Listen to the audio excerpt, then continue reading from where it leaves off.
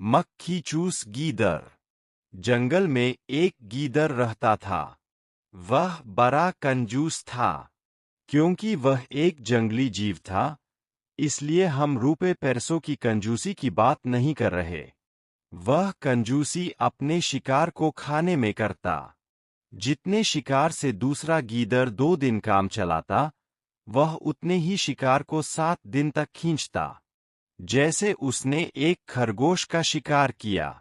पहले दिन वह एक ही कान खाता, बाकी बचाकर रखता। दूसरे दिन दूसरा कान खाता।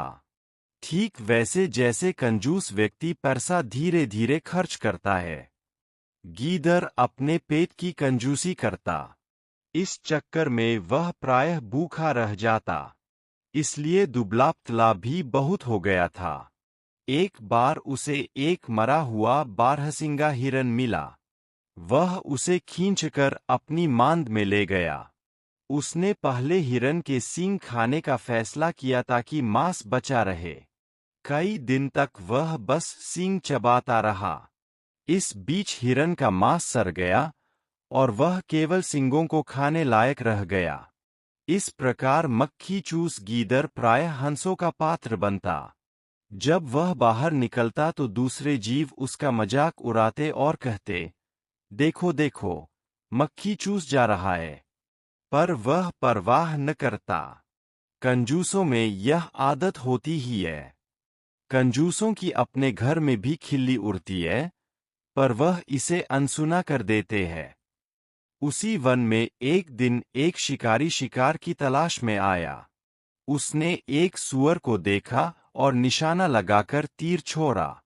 तीर जंगली सूअर की कमर को बांधता हुआ शरीर में घुसा।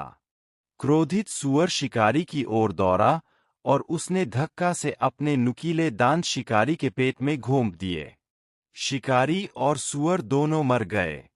तभी वहां मक्खी चूस गीदड़ आ निकला। वह खुशी से उछल पड़ा।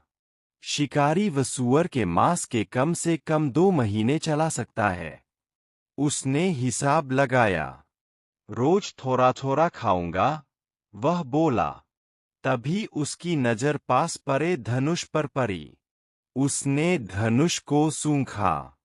धनुष की डोर कोने पर चमकती पट्टी से लकड़ी में बंधी थी। उसने सोचा, आज तो इस चमकती पट्टी को ही खाकर काम चलाऊंगा। मांस खर्च नहीं करूंगा, पूरा बचा लूंगा। ऐसा सोचकर वह धनुष की कोने में बंधी पट्टी को काटने लगा। पट्टी कटते ही डोर छूटी और धनुष की लकड़ी पट से सीधी हो गई। धनुष का कोना चटाक से गीदड़ के तालू में लगा और उसे चीरता हुआ उसकी नाक तोड़कर बाहर निकल गया। मक्खी चूस गीदड़ वहीं मर गया। अधिक कंजूसी का परिणाम अच्छा नहीं होता।